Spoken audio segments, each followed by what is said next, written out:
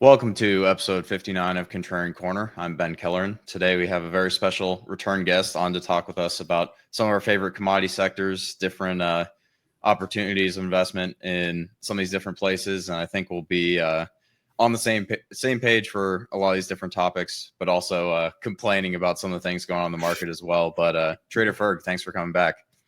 Thanks for having me back on, Ben. It's a pleasure to be here.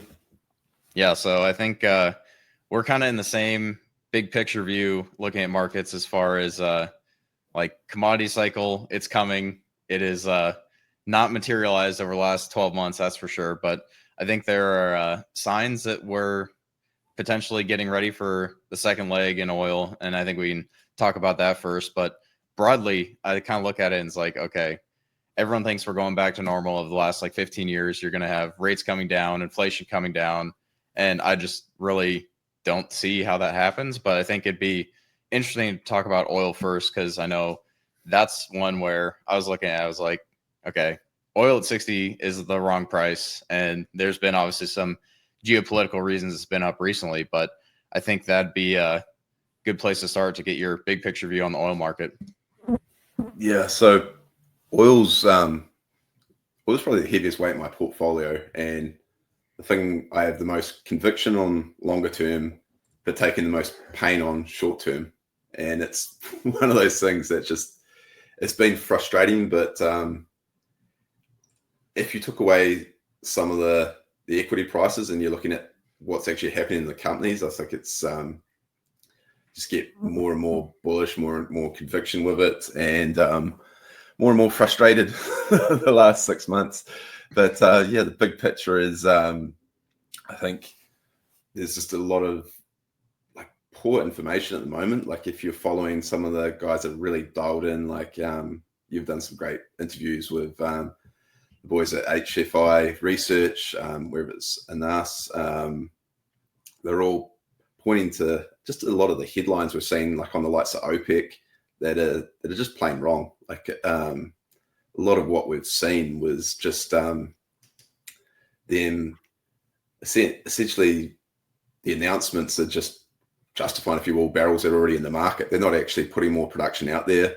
You can see all that bearish views kind of getting frustrated because there's no builds. And it's always been sort of staring at shale, knowing that that's not going to be where future growth is. And from honest, it's just taken a lot longer to play out. And with the recent spike, it feels like a lot of them are going to be hedging, and it'll push it out at even a little bit longer. But I think the and then you've also got the demand side, which is obviously taking a beating, and with all the trade war, we won't really know how much of a beating until this year's out. But if you can kind of look through that, the oil's going a lot higher, and the equities are completely mispriced. Like I love Vincent Degarde's kind of observation, his rest in peace, that it's pretty much the only commodity that's already pricing in a recession. So if you're worried that we're getting this nasty sort of smash up in the second half of the year, then commodities is really, in particular oils, where you want to be hanging out, because it's already priced in largely. And with everything we've seen, it's almost like the perfect longer term setup, whether it's the dollar getting cheaper. That's going to be absolute rocket fuel for emerging markets over the longer term.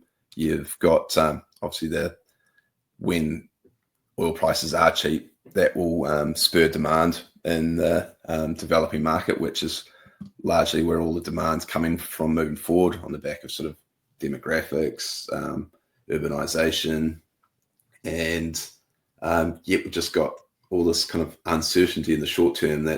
And just people hugely bearish on oil in general, and that just to me seems like just a huge opportunity, especially when we've seen a lot of the other commodities start to really gain traction. Yet everyone's still hugely bearish oil, even if you compare it to the other fossil fuels. I feel like what we saw recently with the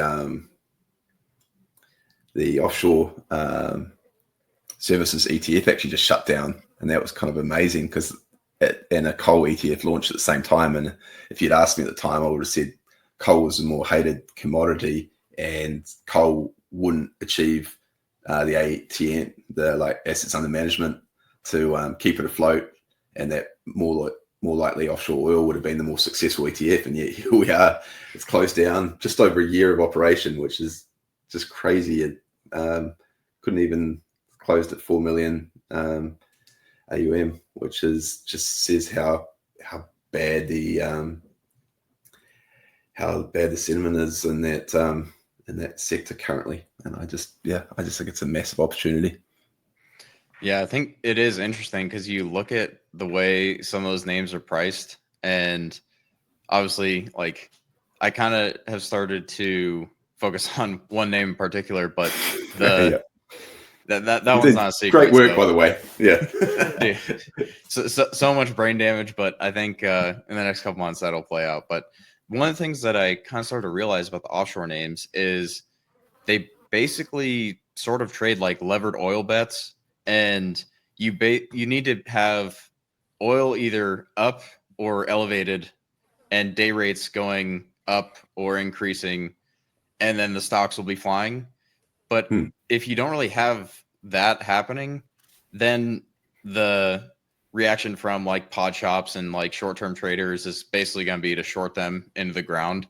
And you've kind of talked about the short interest on some of those names being just like absurd for the valuations. But I think most of those people are just looking at it as like, hey, like the day rate momentum is fading, and like the backlog and all these different things for these names, like, oh, 2025 is going to be weak. And so they just like, all right, short it and cover in 3 months or 6 months or whatever. But I kind of look at those as, other than my pet project, is like the most asymmetric setup in anything energy related.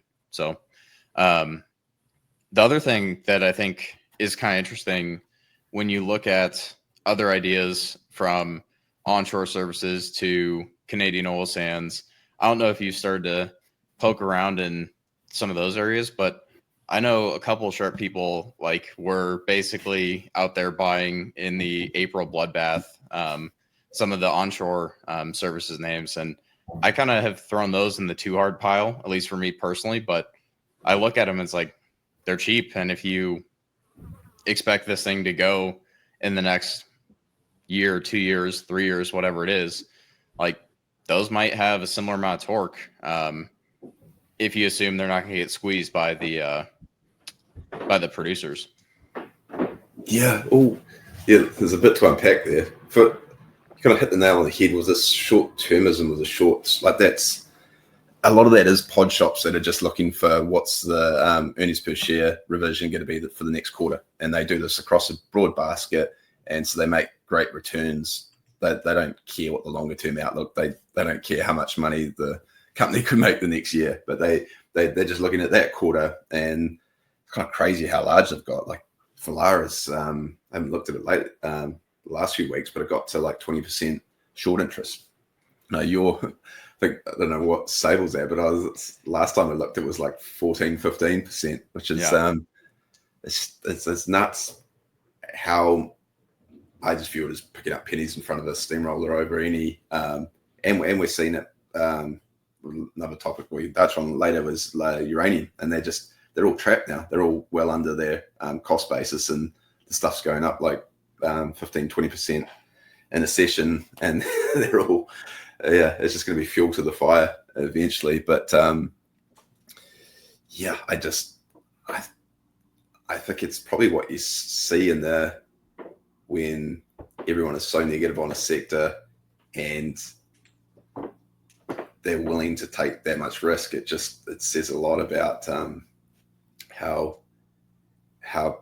poor the view is for it, for oil, and in particular, a lot of these names. But regarding your point for Canadian oil sands versus like the likes of onshore, offshore, I think some of the oil sands are going to be absolutely killers. Like I've looked at a few. I think Meg was one I looked at, and I was like, this thing is just, you can, with buybacks, it kind of pencils out a double without even needing to move oil prices that much. Like it's I don't know how a lot of this stuff doesn't work out.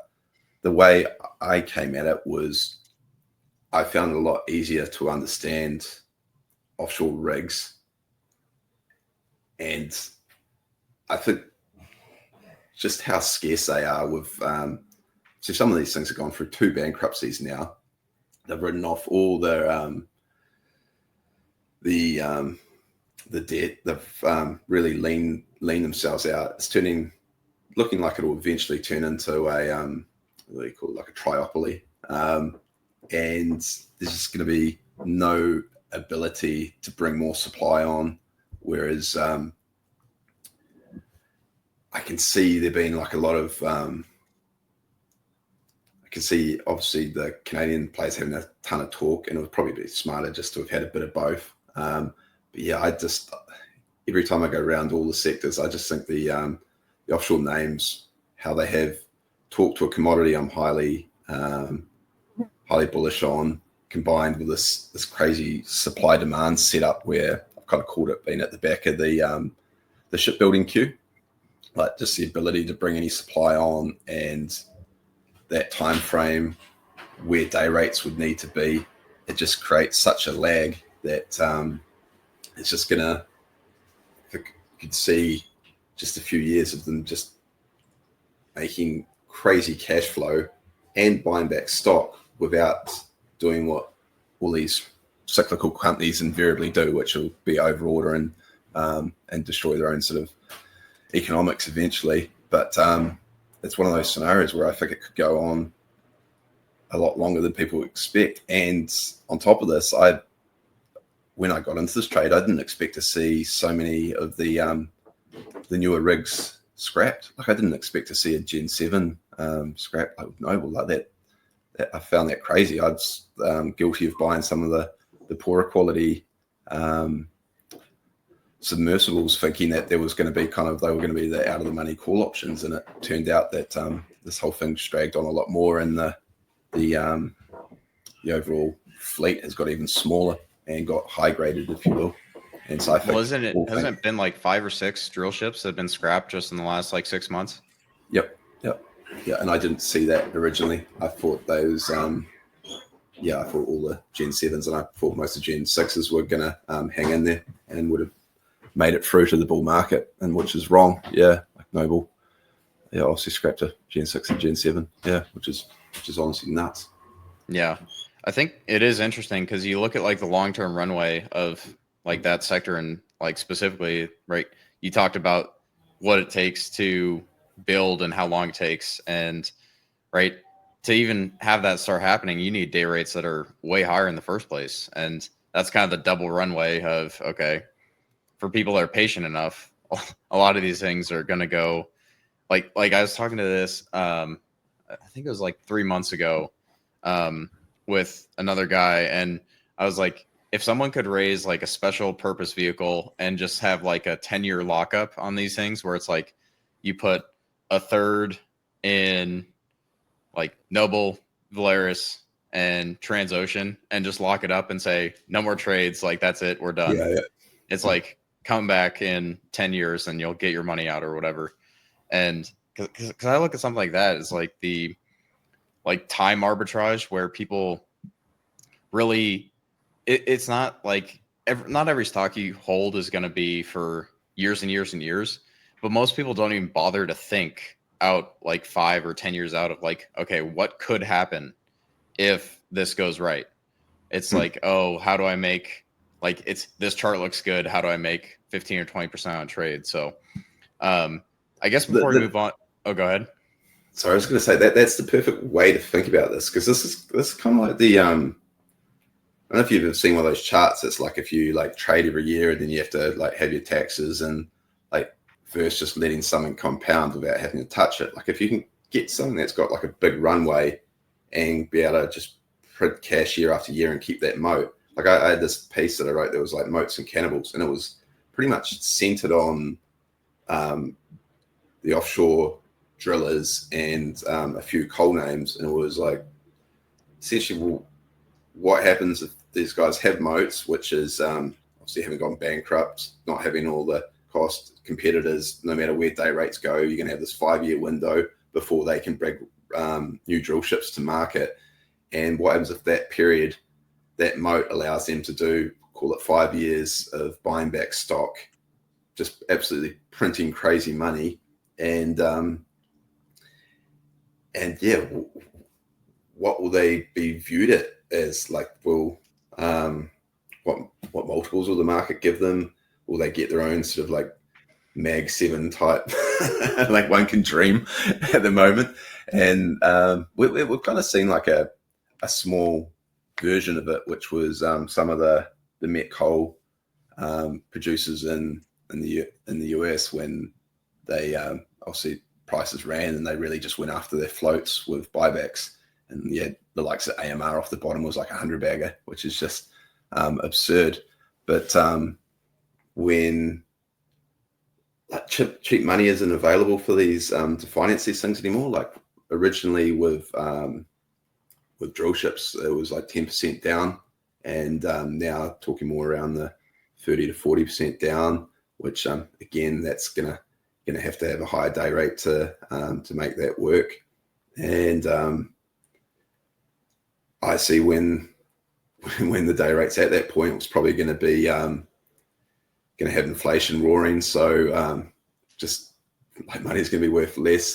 If you think you get a drill ship for 1.2 billion, it's probably going to be closer to 2 billion by the time we're 5 years in the future, and what money's worth.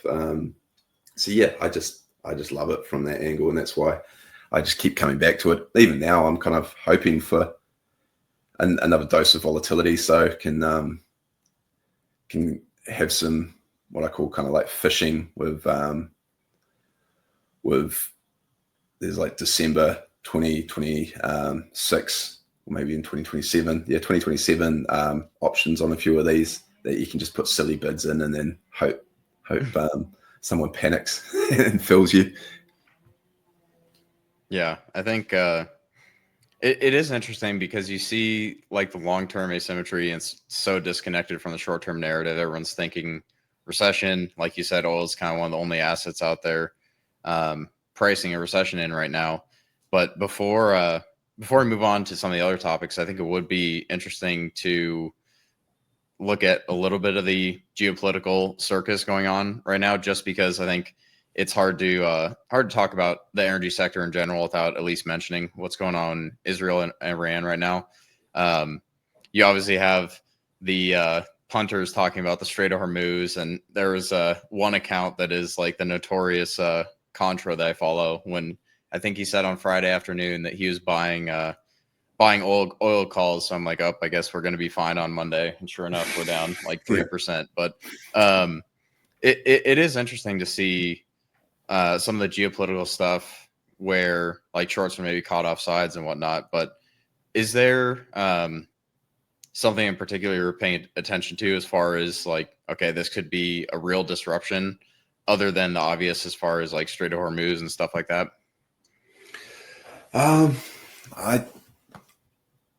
My track record of making money off any of this stuff is pretty much like negative. So I won't give anyone brain damage with takes on short-term geopolitics, other than yeah, it's frustrating because this is taking the foot off the sort of shale producers' head. Like let's let them up for a breath of air. They can hedge in production. So the real negative sort of 1 million barrel rollover by the end of the year is probably not going to happen. It'll probably land somewhere in the middle of where I thought it was originally. So that's a bit frustrating.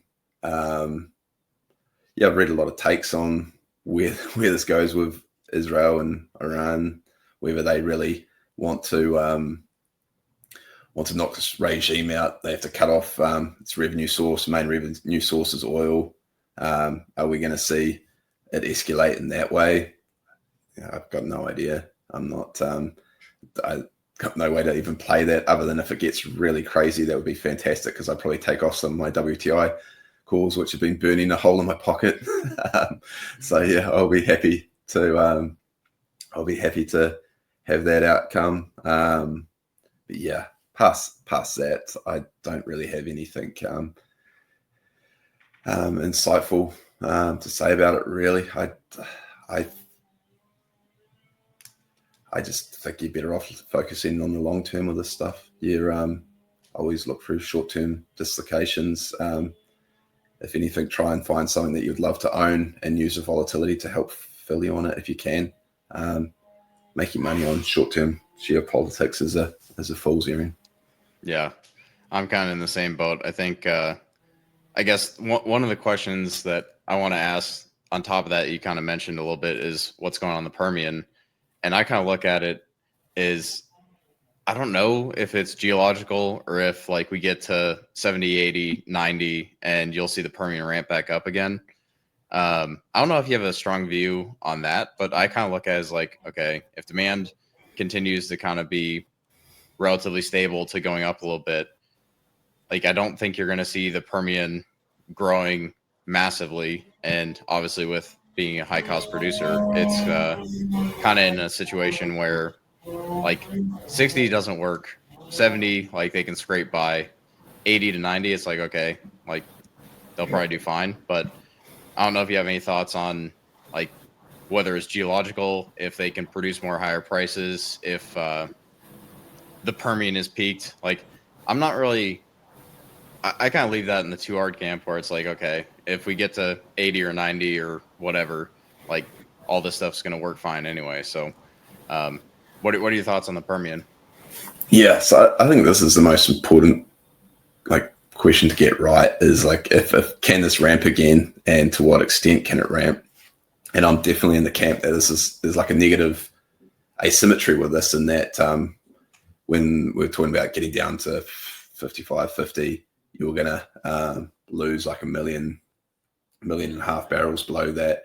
And if we get back up to 70, 80, it's not going to be the equivalent sort of boost in production. It'd be like I've seen, I think HFI, he was pegging it. It was only 400,000 barrels a day additional at, I forget where it was. I think it was maybe $80 a barrel, and that's just the there's a lot of factors that go into this. Arnas has done some great work on it, which was just a lot of people using the drill baby drill period.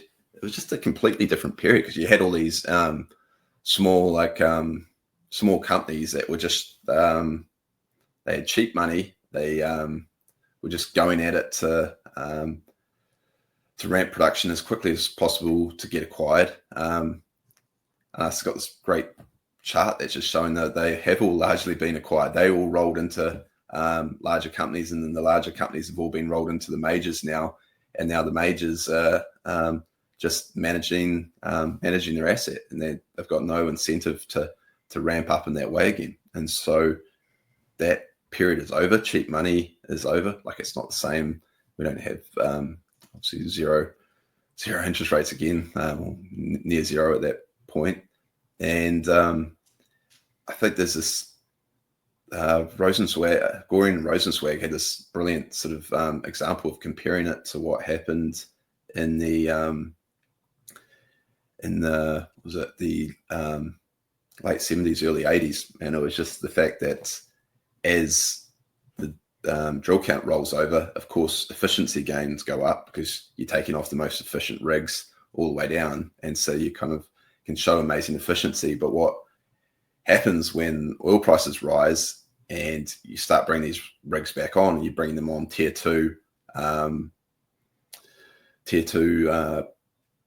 geology, and it's going to be, and the efficiency is going to fall through the floor. And so you're going to they never reclaim the previous highs. And I think that's what we're going to see. You're going to see rig count could rise, but it'll be on tier two, which is largely saying that they high graded all the stuff, which I think Gorian and Rosenzweig have done some great work on, and you can see it in a lot of their sort of analysis.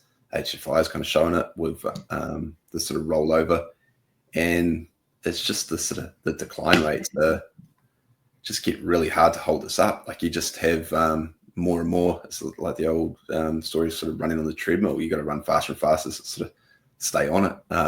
And I see that that being where we're at. Granted, it's taken longer to play out, but it hasn't changed the overall trajectory. And with that being 90% of the additional oil the last decade, that's not going to patch the supply-demand gap moving forward. And that supply-demand gap is going to keep opening up on the back of developing market growth, which that kind of leads me into this whole other kind of annoyance of mine, is just how poor a lot of the reporting is on like demand. Like you just, between the IEA, which have to be told to give like a standard trajectory of current policies, like they're too busy giving their net zero sort of fairy tales.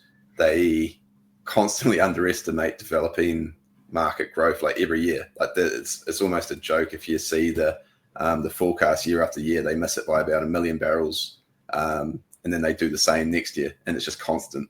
Like they do the same thing with supply. Like yeah, it's missing barrels, which is really just pretty much Indian demand growth.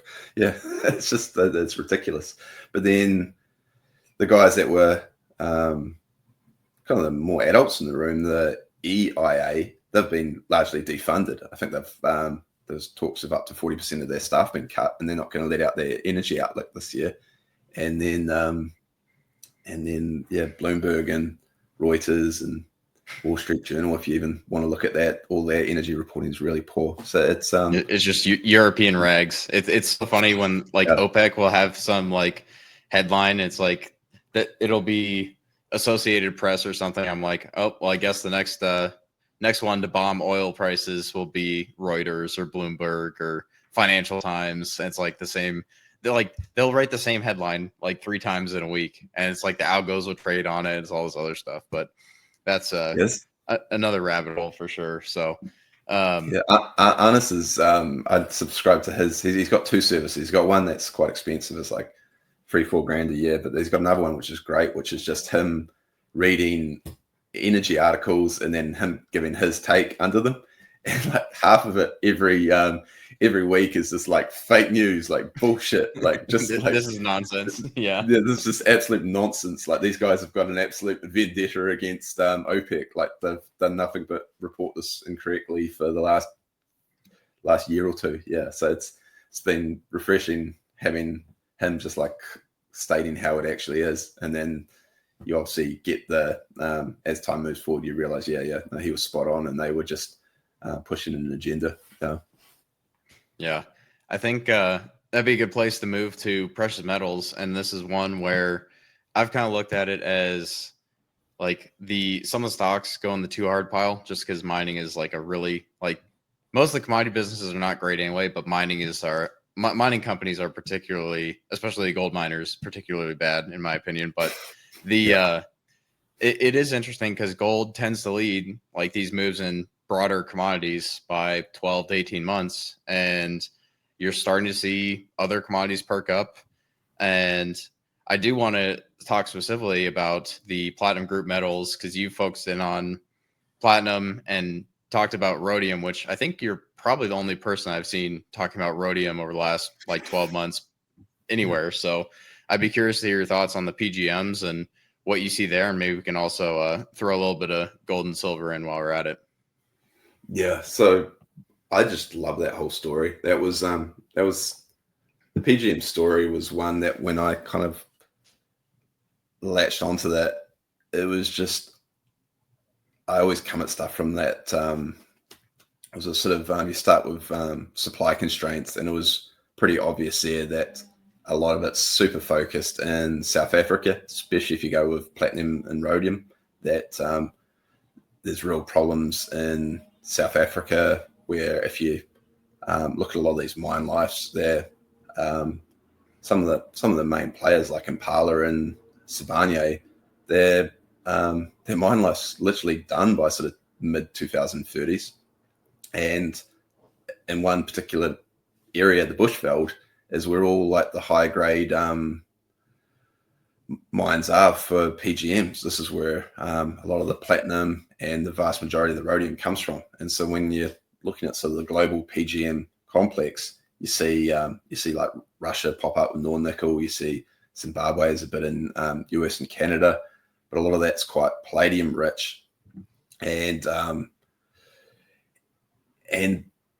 it has this overarching narrative that there's going to be no demand for a lot of this on the back of the sort of the EV uptake. And for me, that narrative was just wrong, because you could just look, like, I was quite negative on EVs to start with, but then what really caught my attention was I was always kind of amazed by BYD, and then to see how they were just dominating sort of Chinese market share and increasingly global market share. Like, everyone should keep an eye on their exports and how they've retooled their production from heavy EV to quite heavy plug-in hybrids, and those require more PGMs. I was like, well, hang on, this is going against the whole narrative that we've been fed. These actually require more platinum group metals.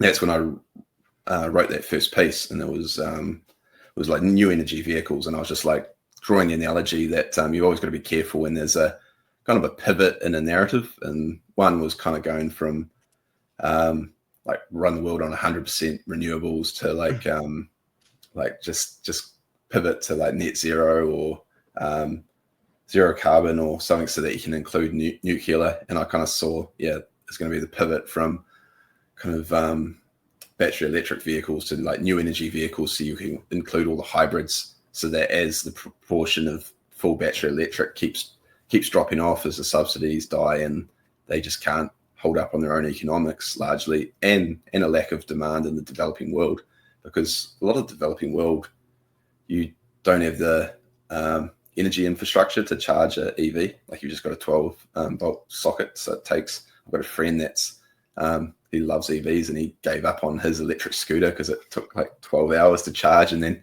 he couldn't even get down to the immigration. Ride it for a half hour, and then it's put his girlfriend on the back, and he had to put it in sport mode, and he can't even get to the supermarket and back. So it was just one of those clear examples where the narrative was wrong, the supply was in a terrible state.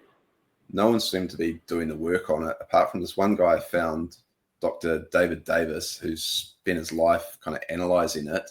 Unfortunately, died last year, but he'd just done all this amazing work on it.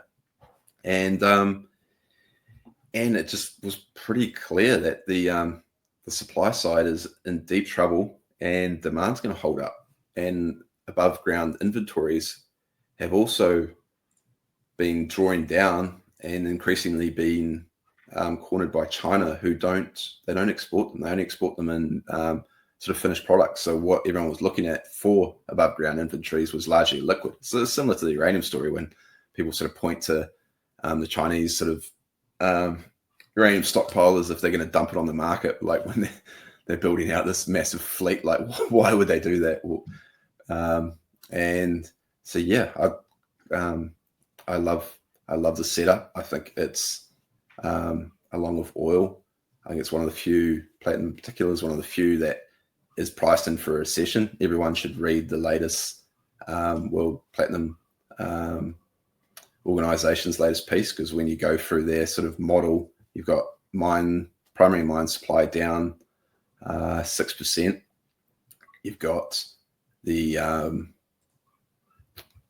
you go through their demand side, and it's pretty negative. But even there's a point in their piece that they say, even with their negative, their most pessimistic outlook, they still can't get the market to balance. And then you look through their above ground inventories, and that's drawing down at a rapid rate, and it's down to, I think it's only down to like 3 months of inventory, when they've already got this very negative demand outlook. And a lot of the stuff is quite cyclical. Like, industry can bounce back, and in line with my whole sort of outlook for emerging markets. The jewelry and the investment side, that's actually picking up massively, just as a substitution trade with gold. And then you've got the catalytic converter side of it, which I've just touched on, that I think that's going to hold up far past anyone's expectations. Where, like, there's a great chart that I think I put in one of my emails lately, and it was just if you split developing versus developed by car sales with or without a catalytic converter, it's 97% of car sales in the developing markets are with a catalytic converter, which just tells you everything, really. Yeah. So yeah, I love this setup. Yeah, I was just pulling up the gold to platinum chart. I have the was it over the last 50 years? It's spent all of like 4 months above like 2.5 ounces of platinum for every ounce of gold, and you just look at it and you get some mean reversion on a chart like that, and I think gold's going higher too. So it's like you have set up for something that's like really explosive, and that's one where I've started to look at those charts as like, okay, it might not be great for timing, but like even just going back to something like gold to oil, I think I was looking at it and it's spent 6 months over the last 50 years above 50 barrels for every ounce of gold, right? And so when you see like those extreme spikes, it's like, okay, I kind of look at the setup as if gold's going higher, it's going to drag everything else with it. If you get some mean reversion on those ratios, then you have a setup where you're looking at oil much higher, platinum much higher, all these different things. But I guess I think I've seen you write about this. The one thing on gold to oil that has me a little bit hesitant to use it is people like Luke Groman talking about like that ratio blowing out where gold becomes remonetized, or however you want to put it, and it basically goes to 100 to 1, 200 to 1. And I don't know if you have any thoughts on that. I think I've seen you writing about that at some points in some of your work, but I kind of look at it as like both these things are two of the most important commodities in the world. And I don't really see, unless you have gold going from a commodity back to like a reserve asset, like base currency, I don't really see how in like the current financial system you could have 100 or 200 to 1 on that ratio. Yeah, so this was what my last piece was about, which was like this time it's different. And like the tagline there was like 20% of the time it is different. So I see like people using the ratio all day, every day, saying like this is about to mean revert. And when someone like Luke Groman has the other side, that gold's going to be used to recap the system, and we're going to see like as you said, 1-200 on the gold to oil ratio. Yeah, got to pay attention to that. And so my like take on that was he could well be right, but that chart's not going to be a nice linear move. There's going to be like you can look at the last decade with it, and it's all over the place. And a skill that I think is important to understand would be just understanding ratios. Like there'll be a point at when, say, oil spikes, you probably want to like roll into gold, or maybe rhodium spikes. That there will be a point at which I want to shift my rhodium into gold, and maybe when gold's had a great run on too much fear in the market, you want to rotate that back into something that has a lot more leverage. Because when it's kind of almost like we got it like the equity bond trade, like the 60-40. Like if your bonds are the fear side of it, and then you rebalance, like maybe that's what we need to have with something that's very tied to economic growth, where it's more something like obviously like rhodium's quite tied to economic, like if car sales taking off, or platinum with a third of it's industrially based, another third catalytic converters. So there's like a nice interplay there. I was just to try and make the point in my recent piece, I was trying to find like the perfect example of where you could have traded in and out of these and made absolutely silly returns, and it was actually thermal coal and gold. Like if you'd been smart enough to ratio trade that would have been the most profitable trade you could have possibly done. I think you could have rotated between them every 2 years, and it was just crazy underperformance, outperformance. Like it's you have to see the chart to believe it. I was not smart enough to do that though. I just completely muffed that, if anything, holding coal after the crazy run. But I think the way to understand it is Luke could well be right, and we could end up somewhere crazy with gold And the way I think you hedge that is you want to own gold miners. Gold miners are still quite hated. I have a decent chunk of the portfolio in junior gold miners. I think you play that via an ETF. You give yourself brain damage if you try and pick junior gold miners. I think one of the more telling was like the likes of, I think it's Fred Hickey. He's got like a service and he spends his entire, he's like an absolute veteran, and he says it's like still too hard almost. So I'm like, God, if you can't work it out, I'm not going to even attempt it. Similar to my take with like Chinese tech stocks. I'm like, there's no way I'm picking the next winner in the Chinese tech space. Like that's just, I just want a basket approach to this. I have enough brain damage in my portfolio. So if I do start adding gold miners, I'll definitely just be like taking a small slice of GDX or GDXJ, or maybe just like Agnico and call it good. So yeah. Well, you can see with the flows, like it was kind of amazing. GDXJ, it still had massive outflows right up until I think it had the first week of inflows, maybe last week or two. Yeah, when I last looked at it. So you got the gold miners to capture that move with gold, and then you just, as I say, playing this kind of as Kevin Bramborough likes to call it, like whack-a-mole. You just eyes fixed on supply demand, and the stuff is the prices, like all these commodities. It always cracks me up when people say, oh, like the new price of oil is like $60 a barrel, tin's gonna just sit here. It's like, no, like once they need that marginal the marginal barrel, the marginal ounce, you watch where it'll trade. It's just people get lulled into, it's kind of the it's recency bias. Yeah, recency bias. Similar to platinum. Like if you watch something trade in a tight range for years, you get people just think it'll trade there forever, and then you can platinum's fascinating if you can get a real long-term chart, because you can see this happen again and again in history. Trades super tight and then just explodes. Yeah. It's done it 3 times in history, and it's absolutely shot the lights out. So that's my base case, is platinum will be looking at it, and probably in 5 years it'll be 6,000. Probably somewhere in that range. Just to reflect how scarce it is. The South African issues. I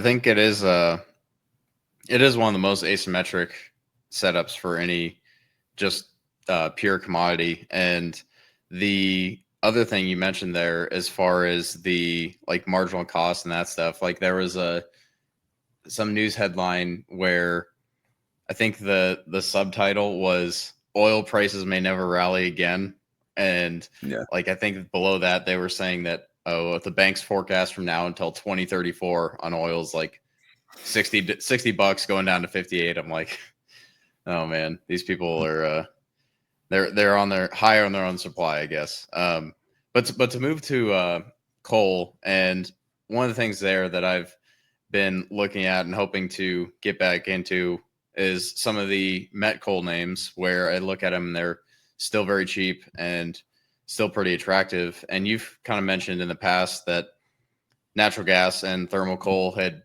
been pretty correlated, and then that correlation basically fell apart.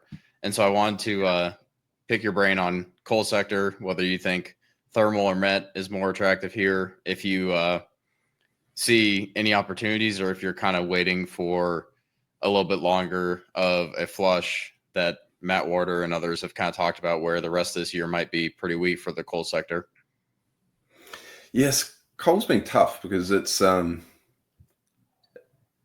harder to get like granular data when you're relying on China, like what China's going to do, how much their domestic production can ramp, which has really surprised me, the upside. Also been surprised how quickly Mongolia can ramp, which is something that I've been keeping an eye on, and that kind of puts a bit more of a dampener on the thermal side, and largely it's just been pretty weak sort of global economic growth, which is something Arnis has talked about a lot. Is you got to be, it can look quite bad, but you got to be careful when China and India start to sort of, or broadly across the whole sort of emerging market, start to fire on all cylinders. Coal's where all that additional sort of demand comes from, because when you have like China's the clearest example of this. When demand is down, they lean on the sort of the renewables a lot more, and when demand picks up, then it all comes from renewables and including hydro. And when demand picks up, it comes from coal. So you can be sort of lulled into complacency during low economic growth periods. But with that said, I do prefer met, and it's for a few reasons as well. Like the problem with thermal is it's actually really hard to find like a good way to apply the thesis. Like you haven't got that many great names anymore, and the names you have got, like one in particular that I still own and I like it, but I just feel like I'm going to wait around until it makes money. And then the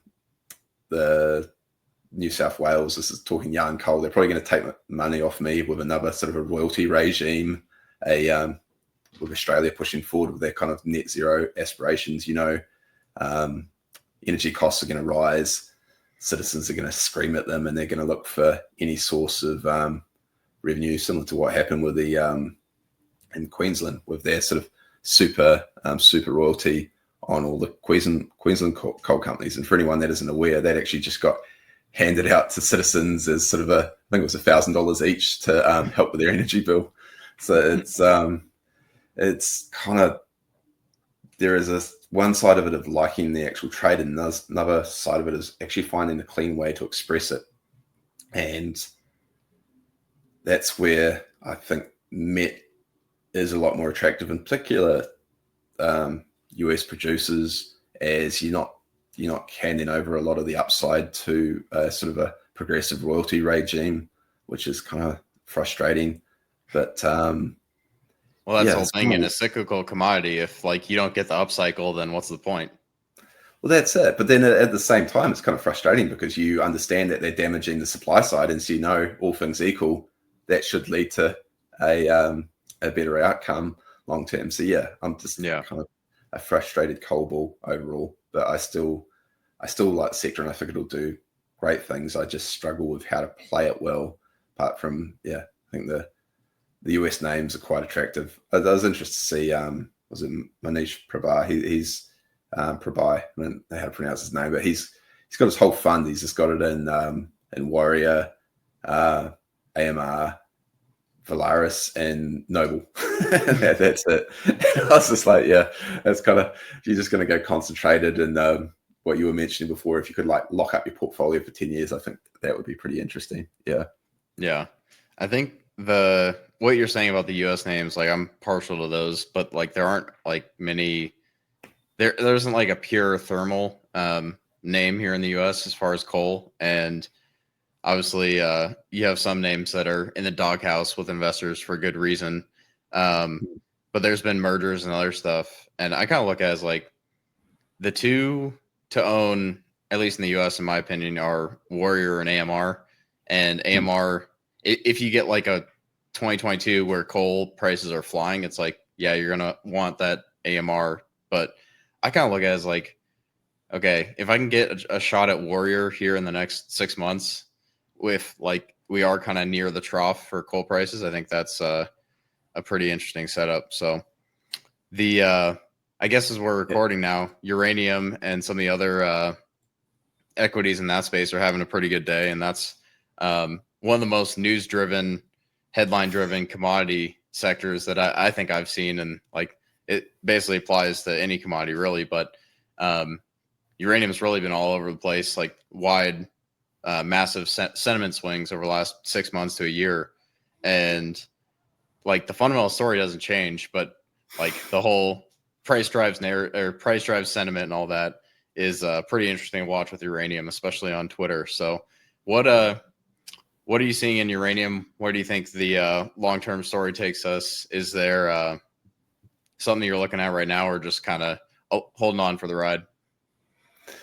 Yeah, so it's a wild sector to be involved in to start with. Like it's been absolutely brutal the last like year to be involved in the equities. There's been nothing but disappointment. Anyone that was trying to bring a mine online has just failed over and over again. Misguidance, had floods, like screwed up. Like there's been so many sort of disasters across the space that like I think a lot of people have just thrown in the towel, which is fair. It's again what I was just touching on with coal. Like uranium is the ultimate of you can have an airtight thesis, and the way to apply the view is just so tough because you just got a pile of dog shit that you've got to pick through and decide which one is gonna provide the most torque, which is leads to a lot of heartache. But I think, as I said, the thesis is airtight, and we've seen at the moment, anyone that's paying attention will have seen the fireworks. And I wrote about this a week ago, and I think you could really see it coming with there was it's obviously high short interest across the whole space. Like I titled my recent piece like Squeezy, and I love this scene from Zoolander when they're just spraying themselves with petrol. The title was like a freak gasoline fight accident, and one of the guys lights a smoke in the middle of spraying himself with petrol. But anyway, I just feel like the shorts and a lot of the stuff are playing that game, and it's kind of played out at the moment. Like if anyone wants to look at any of the where the shorts started building their position, they're all underwater now, and some of these are pretty extreme. Like a Boss, they got to quarter of the entire float, and yes, it's come off a bit, but they started building the position at around 4, and they really maxed it out at down towards the low threes. And now the stock, as of today, I think it's in maybe mid 4s, and this is on the back of what seemed to be the aim was that Sprott, the physical uranium trust, was going to run out of money. It was going to have to sell pounds into the market, and that was going to be yet another hit and see another down leg in the uranium equities. And what was quite interesting and should have been the sign for the shorts to start running for the exit was a few funds got together and they were prepared to do a placement at a negative NAV, which is kind of crazy when you think about it, because I think it was 20-25 mil, because if it was at 7-8% negative NAV, they were immediately lighting a few mil on fire by buying that. And yet it traded slightly positive NAV, and they've just come in with another 100 mil.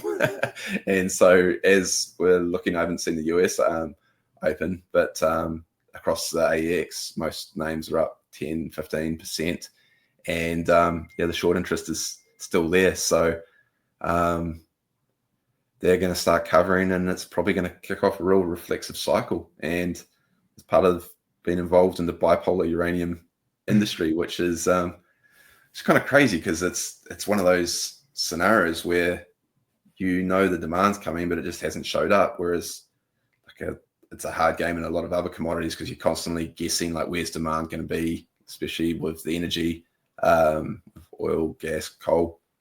But with uranium, you know there's this big wall of utility buyers coming, and they've just been able to hold out. There was obviously more pounds floating around than everyone thought. They've been able to hold on a lot longer, flex contracts, had some silly stuff like Kazakh physical funds like unwound, which bought more time.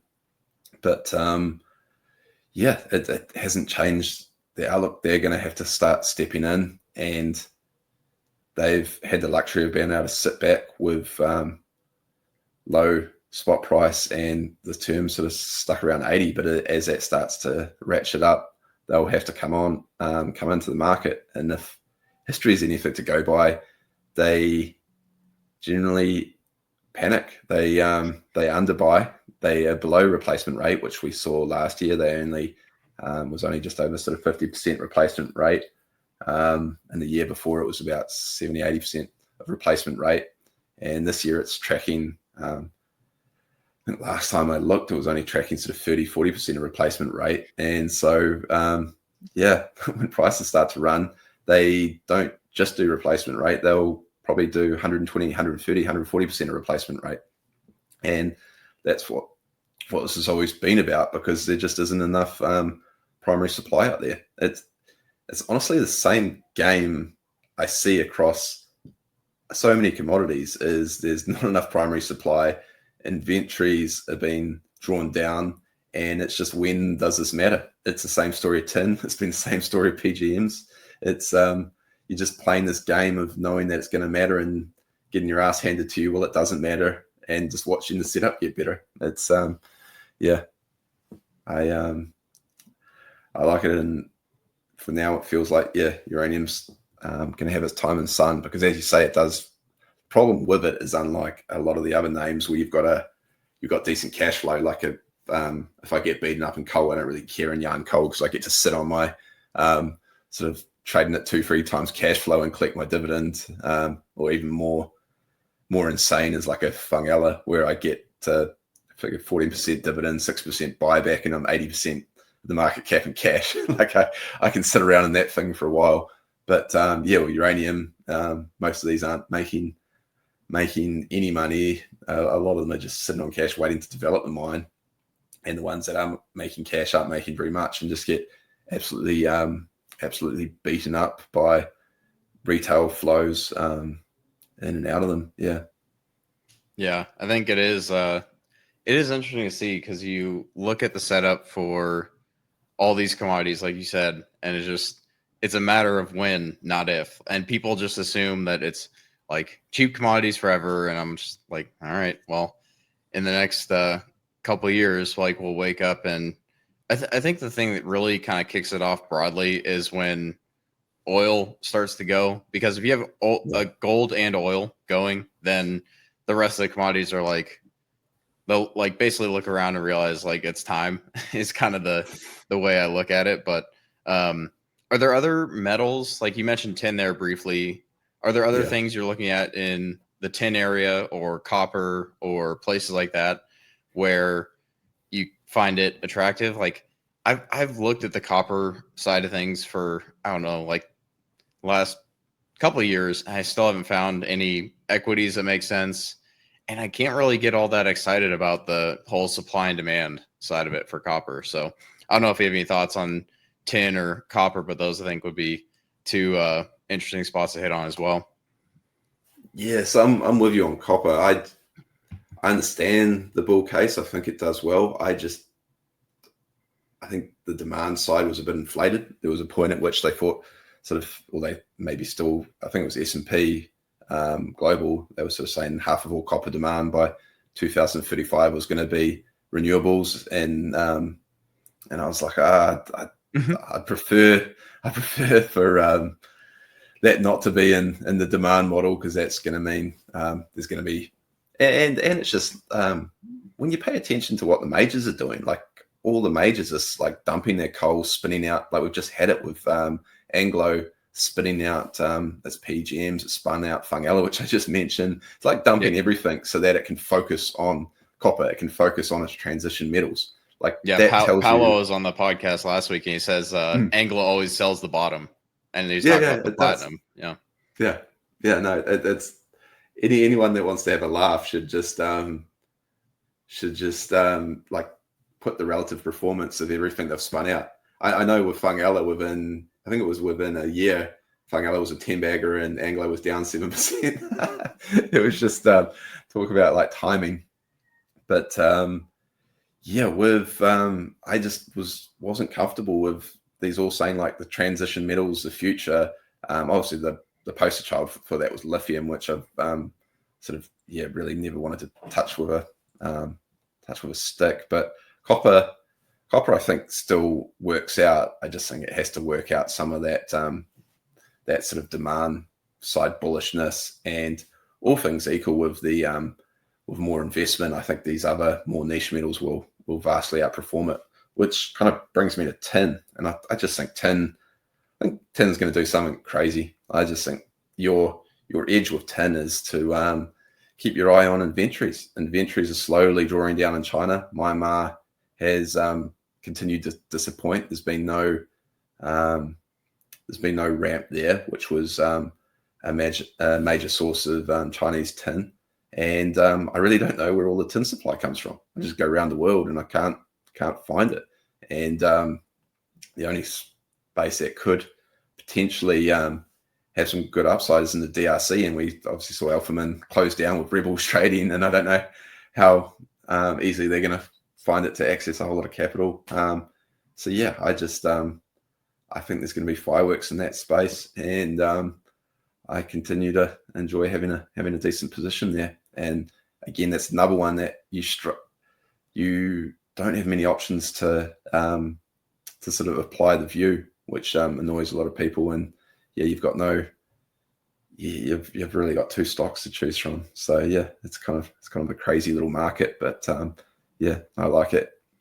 Yeah, I think it is interesting to see all the stuff with Alphaman and the Africa risk that I think is always present, basically, no matter where you're looking at, whether it's the platinum guys in South Africa and maybe Thungela and some of these other things. But before we get to some of the last big picture topics I want to wrap up with, I wanted to ask you about if you have anything you're looking at in the shipping sector. And I know you've written about shipyards, which is another thing that I think you're probably the only person I've seen writing about the shipyards, because that's one of those things where it's a super interesting setup with like 50 or 60 of all shipyards closing down over the last decade, and a whole bunch of that capacity is in China. And so that doesn't leave a whole lot of options for investors to look at. But if you kind of look at kind of big picture, okay, there's a bottleneck, and investing in some of these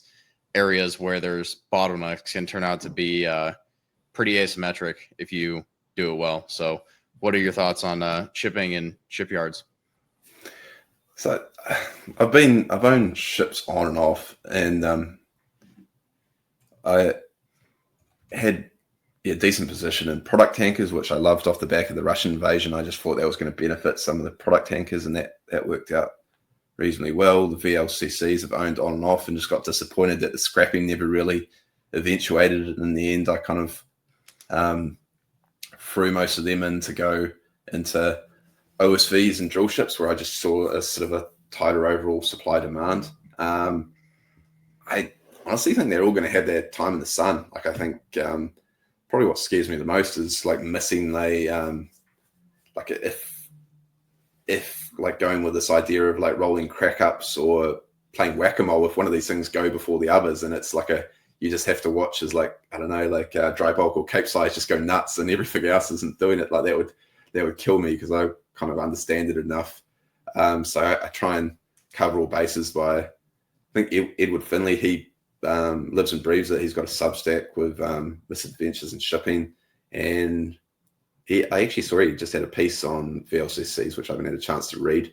But some of the ideas with VLCCs is if going back to Israel, Iran, like if they really do mess up Iran's oil infrastructure, a lot of that's just going straight to China. So I'd imagine that would have an effect on VLCC day rates. Am I doing anything about that? No, I wouldn't like take sort of a punt. So yeah, overall shipping, I think it's going to have one big crazy bull market. But I just see, when I go through order book, and I see ability to bring new supply on, I just went with where I thought it was the going to be the tightest, and all things equal, have the biggest effect on sort of day rates.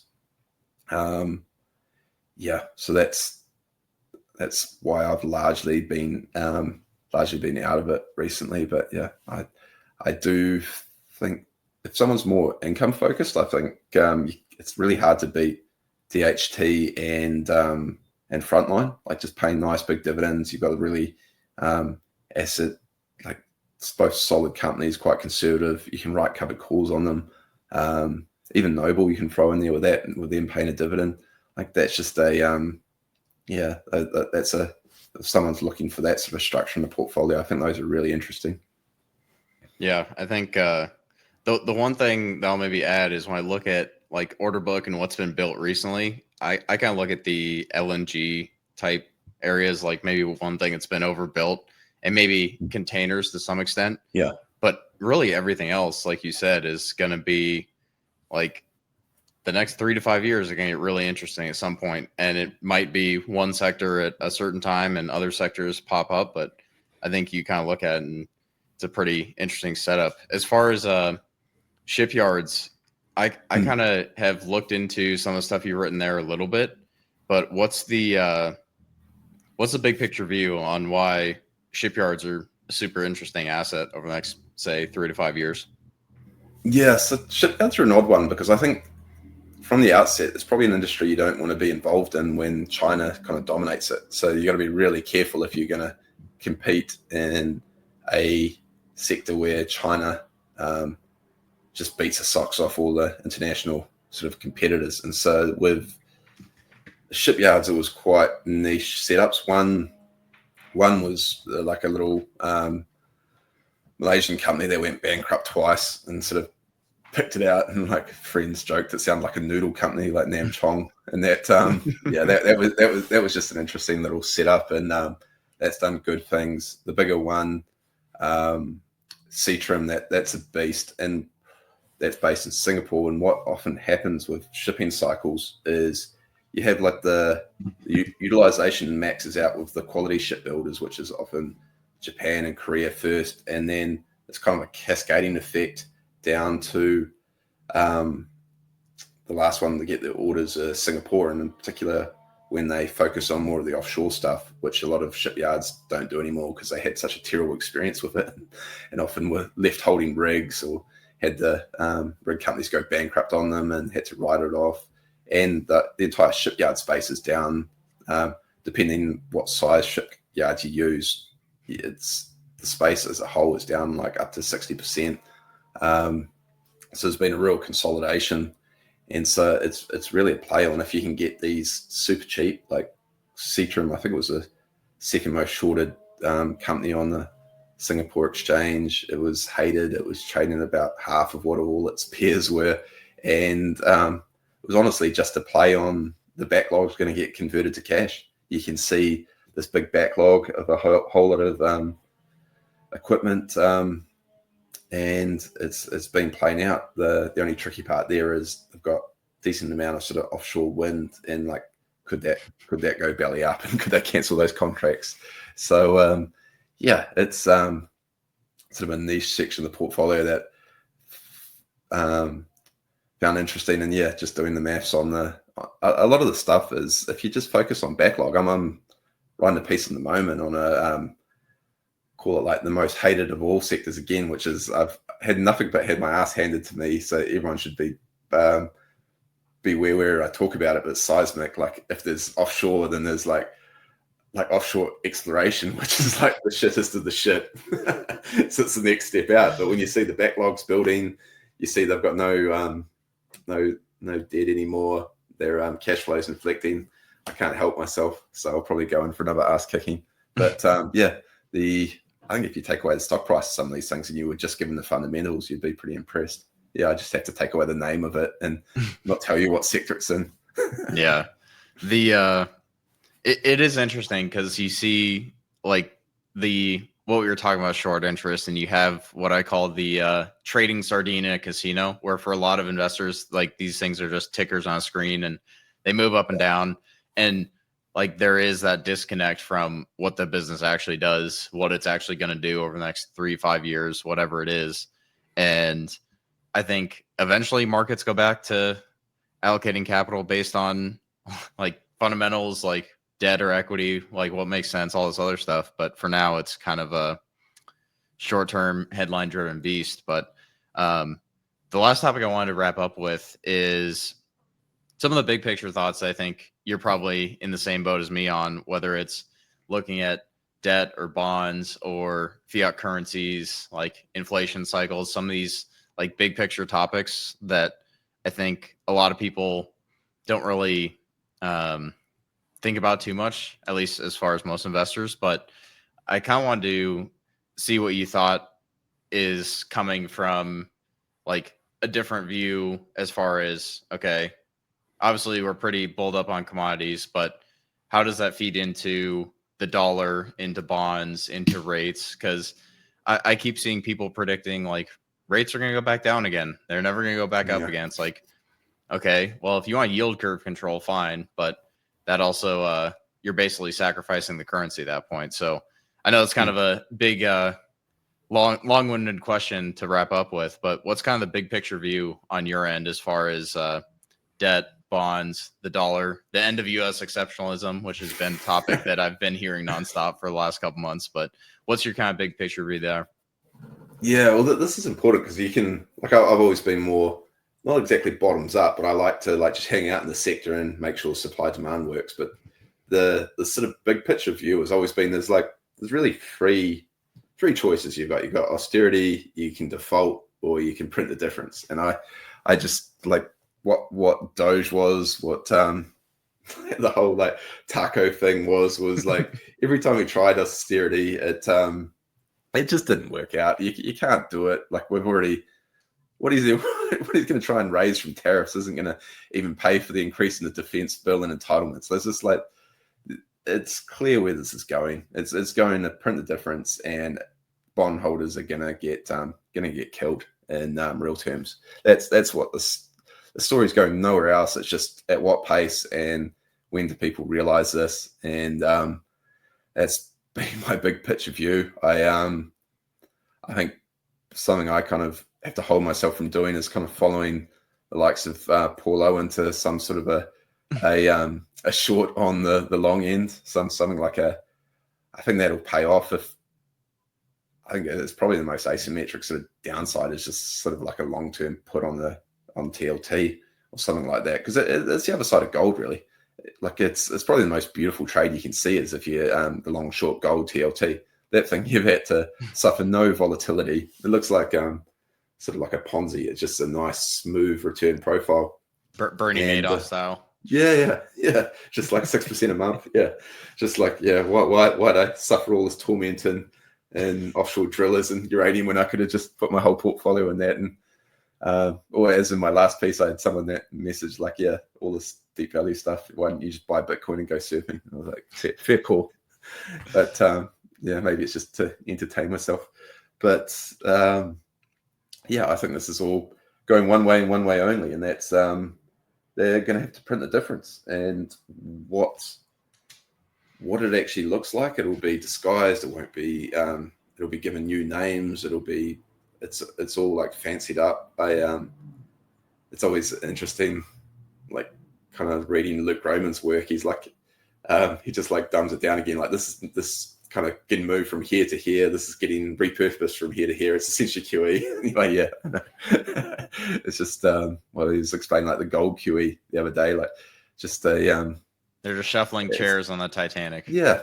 It's just there's too much debt, and they need to inflate away the debt because the only workable solutions to get this under control is to cut entitlements, which absolutely no one's prepared to do, to reduce defense spending, which they're increasing it.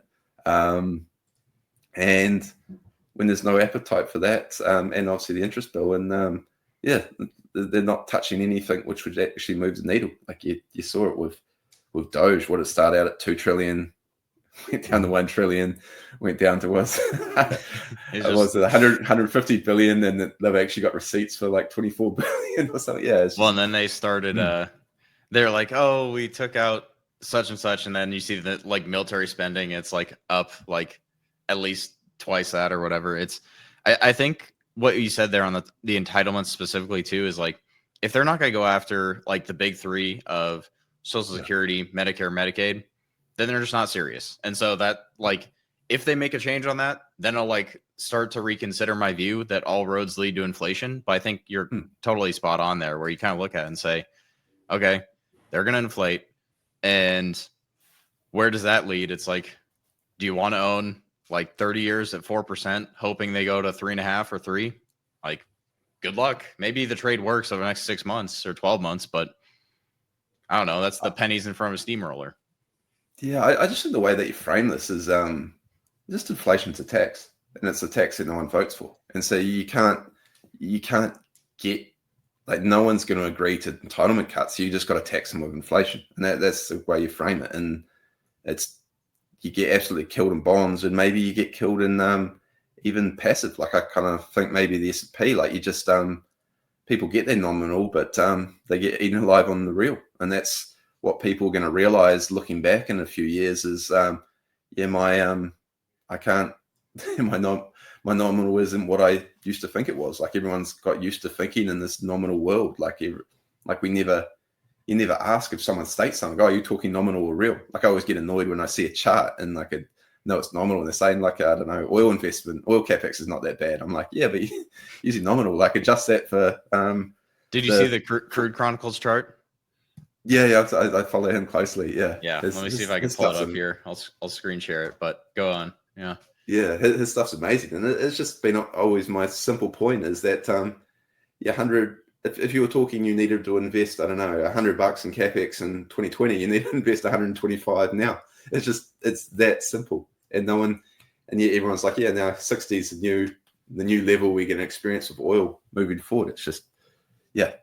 Yeah. I mean, it's just insane if you look at like the past 60, 70 years. And like, I think that's one of the things that's interesting about the offshore in particular is you're basically positioning yourself where I think most of the major exploration and major projects are coming.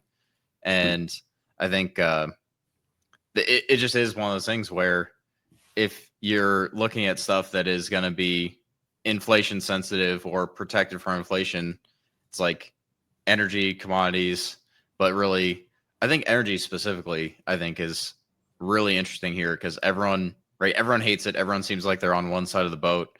And even the like people that are like permanently oil bulls are like shifting their portfolios or their funds to natural gas. I don't know if you've seen this from some of the guys that you see on Twitter. The guys that always say we remain bullish are like 80% natural gas focused equities now. So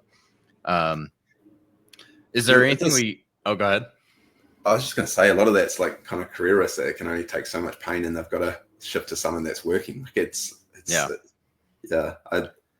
why I often get asked why I know natural gas. I just look at it and it's like, I think it does good things, but it's like, it's too visible. Like everyone understands it. Like there's all the talk of like how much natural gas will be needed for sort of AI centers and it's LNG export. LNG export. It's just really visible. Like I had the experience of, I bought Ontario Resources out of like late 2020. And that was like when gas was like really hated. And now it's, that thing's like traded flat for the last like 3 years. Like you're not getting it cheap. Not like like offshore drillers where some of the things are back where they relisted, which is really painful. Not now, they've obviously run, but that a few. They're still ridiculously cheap if you actually look at the businesses. Yeah, like a month ago, you were getting some that were actually back where they relisted. Yeah, like so sort of the Noble and the Seadrills were actually where they were. Valaris never quite got there, but that's crazy. It is a lot of interesting stuff going on. Is there anything that I kind of skipped over or any last topics you want to hit on before we start to wrap up? Not really. It's just the fact that you've got to know like your own level of frustration is often like when you really feel like throwing in the towel, that's often when the thing's about to run. Like I just like how much of this game is honestly like behavioral. Like I was like super frustrated with uranium. Come like 7th of April, I was like, wow, the opportunity cost of just holding the stuff is just so high. Like I could have been anywhere else, and then that was the bottom, and everything's absolutely ripped off that. And similar with like sort of platinum, like everyone expects some big signpost when these things bottom and rip, and it makes such a difference if you're there before something goes up 50%, 100%. Like if you're going to hang on to this thing for like a few years, like the difference of getting it at, I don't know, just throw like a difference of getting it at $2 instead of $4, like it makes an absolute massive difference. But then the other side of that is like being early is like painful. It's really painful, and so it's like pick your pain. I like David Iben. He's like the more pain, the better the future performance. Whereas if you're in something that's performed brilliantly, like it's super comfortable, but the pain's probably out ahead of you, and it's just I don't know. It's the way I'm wired that maybe it's just enjoying the pain with it and the idea that it'll work out. But yeah, I think all the stuff is the fundamentals will take hold, and then the spotlight will be put on them. Yeah, I think that goes back to like knowing what you own and why you own it, where if you have a like different view from the market or like some of these things where like you said, you're going to take your lumps, but if you know, and you have like a thesis that is like bulletproof on something, then you're willing to ride out like massive volatility or drawdowns or whatever it is, because you can kind of see the pot of gold at the end of the rainbow, so to speak. So it's I've been dealing with it a little bit over the last couple months with like you see some of the stuff going on with Sable, and it's like, oh, it's about to go, and then it's like, nope, you have to wait another 2 months. But it is pretty interesting where it is a psychological battle for sure, because you have to like fight some of the things that are just hardwired, and you can't turn some of those things off. Like it's just the way humans are. So yeah, and you've done great work with that as well. I think that's going to be an amazing setup. I just haven't want to talk about it because I didn't want the brain damage from the legal side of it. I was like, that's too much for me. it has been something where I'm very much looking forward to not having to write like weekly updates and not having to watch like California court Zoom like meetings to follow this thing. But the way I look at it is, it's going to be worth the brain damage, because as soon as the fire marshal signs off, like the stock is flying. And longer term, like over the next 18 months, when people realize they can produce 80,000 barrels a day like clockwork, it's like, oof. Like even at $70 oil, like both of our view is not that we're staying at 70 for any like years long stretch, but even at $70 oil, it's like, yeah. Anyway, I'll save the ranting on that, but. Oh, go ahead. I was going to say, I think it's in Castle. He said how you find a 10 bagger is you just find something that you can pencil out a double based on like the most conservative stuff like buybacks, and then you just leave the rest to the markets. And I kind of always love that. Like if you can just work out a simple reason why it has to double and how you can get there, then just the rest should take care of itself, and make sure that you don't, the downside's reasonably knowable. Yeah. I think that's definitely a good thing to keep in mind. But before I do let you go, I do have to ask my traditional closing question, which is, what book should I add to my reading list? I think last time you gave me like 4 or 5, so I can't list them all off here. But if you have another one that you've read recently, I'd love to hear it. What have I probably like my absolute go-to that I think everyone gets the most value out of is The Art of Execution. I probably recommended that to you last time. I think you can read that in like 2-3 hours, and that's just a Lee Freeman Shaw, he was a fund of fund managers, and he saw thousands of money managers over his career, and he just like he could see who was going to fail and who was going to succeed and what their attributes were. So that book is absolutely worth everyone's time. Yeah, on the plane over. I think you did have that one, and then like a couple of Howard Marks books, if I remember right, first time around. Yeah, the 2 Howard Marks. Those are just Bibles. Those are just the basic sort of value, mean reversion, sort of buy cheap, and halfway through House of Huawei, I bought that just before I left on the plane. That's been really good.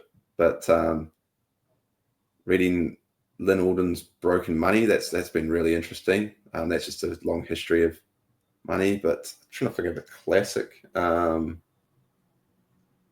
What's the best one I've read lately? Be honest, I haven't actually read that much since I've had a toddler. Like every time I try and open a book, he just jumps on me, and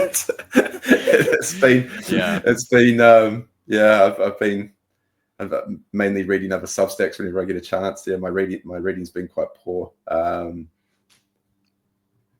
I don't know if I could go with a non-investment book, Marcus Aurelius Meditations. Like I've got like a dog-eared copy of that, and that's my favorite. I think just being stoic, and I think that like spills over into investing so much. Like it's just a lot of people are like, oh, I don't know if I can wait that long for that thesis to play out. And I was like, well, the time's gonna pass anyway. And what, you're gonna try and day trade the next 6 months or a year? Like take a position that you can have conviction on and hold it for a longer period. I think that is one of the things where like the time horizon, like time arbitrage nature of investing it's really hard for, I think, a lot of people, especially with like social media and the 24-hour news cycle, to have a long-term view on anything. But I really do appreciate you taking the time. We'll definitely have to do it again at some point in the near future and kind of see how all this stuff plays out. And I think we'll see if platinum can kind of keep the move going and some of these other things can start to wake up, because I think the next couple of years, especially, is going to be